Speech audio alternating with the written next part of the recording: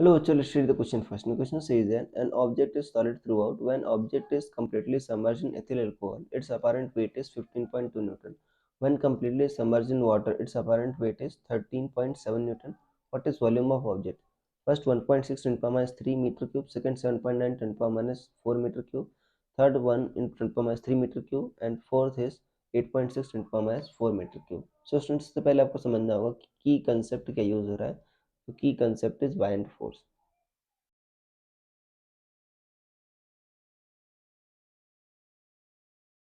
Bye and force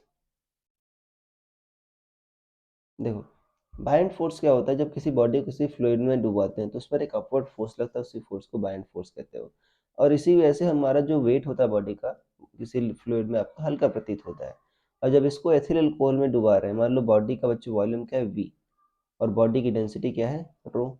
ठीक है, तो इसका वेट जो होगा V into rho into g ये होगा, राइट.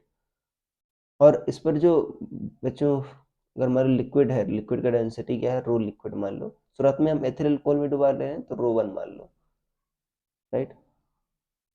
बाइंड फोर्स क्या होता है? Weight of displaced liquid. तो वेट जो होगा बच्चों वॉल्यूम इंटू डेंसिटी. वॉल्यूम किसका होगा? बॉडी को का ही वॉल्यूम नहीं कि बॉडी का जो वॉल्यूम होगा उतना ही फ्लूइड आपका डिस्प्लेस होगा.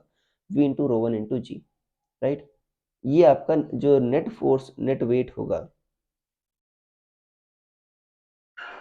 नेट वेट जो होगा बच्चों वो होगा v into rho into g minus क्या होगा v into rho one into g. ये होगा, ये नेट वेट होगा. अब यहाँ पर देखो शुरुआत में कह रहा है जब एथिल अल्कोहल में डुबा रहे हैं तो ये वैल्यू कितनी आ रही है 15.2. तो रो वन बच्चों जो हो जो एथिल अल्कोहल होता है, रो एथिल अल्कोहल ये होता है लगभग, वाटर थोड़ा सा हल्का होता है बच्चों, ये लगभग होता है आपका 789 kg पर मीटर क्यूब ये होता है. तो यहाँ पर वैल्यू रख देते हैं शुरुआत में. नेट वेट पहली नेट वेट मतलब ये अपारेंट वेट कहते हो बच्चे, ज़्यादा सही है यहाँ पर अपारेंट वेट.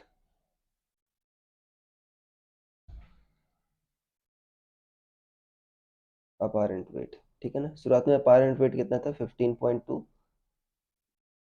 अब यहाँ पर क्या था वी जी आप कॉमन ले लो तो रो माइनस रो वन. शुरुआत में क्या रो एथिल अल्कोहल है तो ये 789 हो गया. दूसरे केस में क्या है 13.7 है बच्चों. तो क्या चेंज होगा? यहाँ पर 13.7 आएगा, वॉल्यूम और जी तो सेम रहेगा.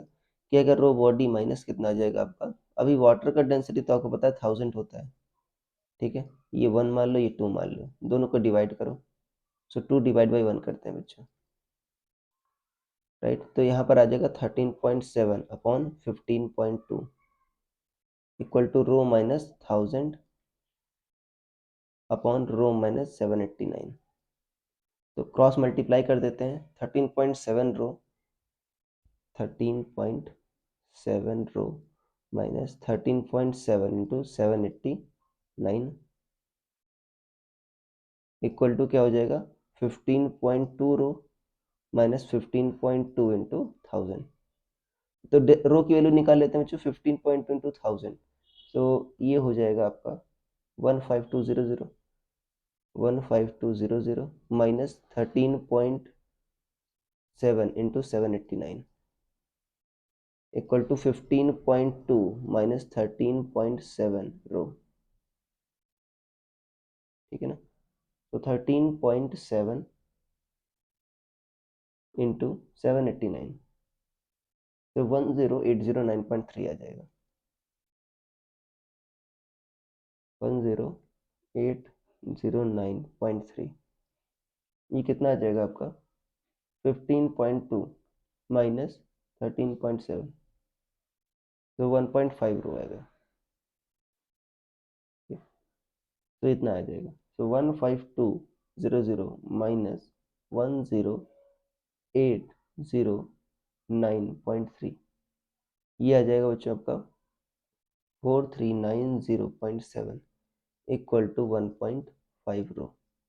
तो अगर हमको इसको डिवाइड करेंगे 1.5 से तो बच्चों 2927 आ रहा है. रो की वैल्यू लगभग आ रही है 2927 kg पर मीटर क्यूब, राइट. अब मुझे v की वैल्यू निकालनी है. देखो 15.7 क्या था बच्चों आपका, और 15.2 क्या था आपका. आपका वी जी, राइट, ये था, रो माइनस 789 ये था। सो वी कितना आ जाएगा 15.2 बाई जी की वैल्यू बच्चों आप 9.8 रख दो, राइट। और यहाँ पर ठीक है, रो माइनस 789, रो कितना आया था आपका 2927 माइनस 789, 2138 आ रहा है बच्चों, ये आ रहा है, सॉरी 2138, ओके 313।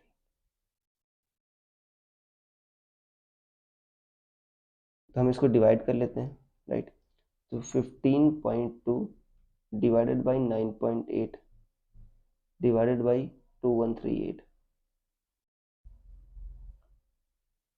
ये बच्चों लगभग आपका आ जा रहा है 0.00072, इतना आ रहा है मीटर क्यूब, या कह सकते हो 7.2 इंटू 10⁻⁻⁴ मीटर क्यूब। तो देखो जो क्लोजेस्ट आंसर जो है आपका ऑप्शन नंबर बी है, हम ऑप्शन नंबर बी पर टिक करेंगे तो आपका ऑप्शन नंबर बी सही हो जाएगा। So I hope you understood it well, best of luck.